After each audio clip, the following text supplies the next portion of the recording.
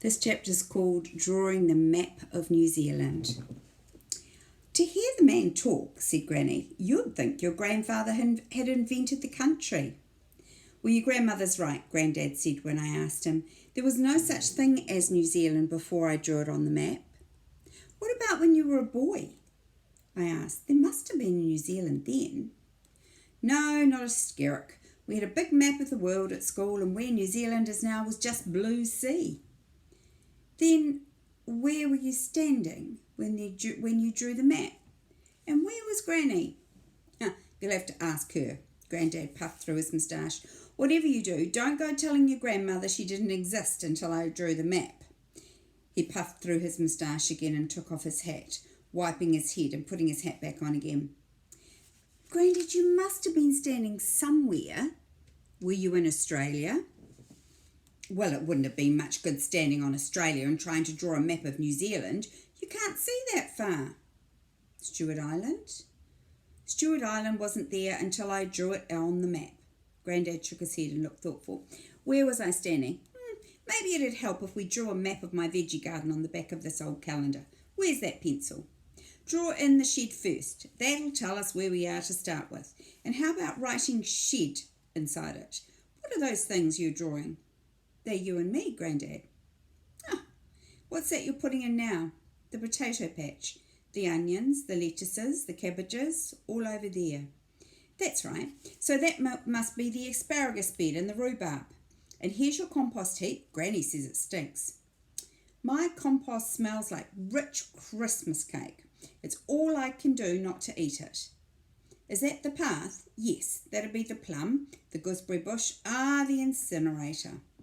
Granny said you only have an incinerator so you can make a nuisance of yourself. She said the moment she finishes hanging out her washing, you start sending up smoke. I don't know. I like the incinerator to get rid of a bit of rubbish. And who decides she'll do her washing and complain? Anyway, I like a bit of smoke on my clothes. What are you drawing now? Granny coming down the path to tell you off. Come on, said Grandad, pulling his hat down over his eyes. We'll hide in the bamboo. Granny's not really coming. I just drew her on my map. There you are, up to no good. Sorry, then who's that? You want to be careful what you draw on the map. Too late. There you are, up to no good, I'll be bound. So that's where my good calendar went. I should have known, said Granny. We're drawing a map of the garden, Granny. See, this is the asparagus bed, and here's the clothesline, and here you are coming down the garden to tell Grandad off for lighting the incinerator and blowing smoke all over your clean washing. Did you know, Granny, that Grandad drew the first map of New Zealand, but he doesn't know where he was when he drew it, because there wasn't anything to stand on yet, not until he'd drawn it. And he said you couldn't have existed before he drew his map because there wasn't any place for you to stand. Granny gasped. I've never heard such wickedness. Just because there was no map doesn't mean a body doesn't exist yet. Now where's that man hidden himself? Take your eye off him for a moment and he's gone. He's eating compost, Granny. He reckons it tastes better than your Christmas cake. I'll give him Christmas cake.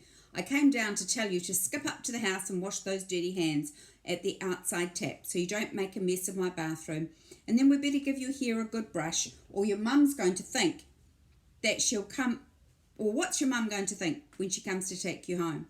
Get along now, she'll be here and we won't have had afternoon tea ready. As I washed my hands on the inside at the inside tap, Grandad joined me and I told him what Granny had said about giving him Christmas cake. You didn't tell her I said that, did you? You know what that means, no cake for afternoon tea. But Mum's coming to pick me up. Granny always gives her cake. Well, it doesn't mean she's going to give me any. Where's the map of the garden? Is there a rubber on the end of the pencil? Rub out the compost heap. That's it. If there's no compost, I can't have eaten it, can I? That's the way. I think these guys are crazy. And the next chapter is called Cake Mixture and Compost. And then we've only got a couple after that.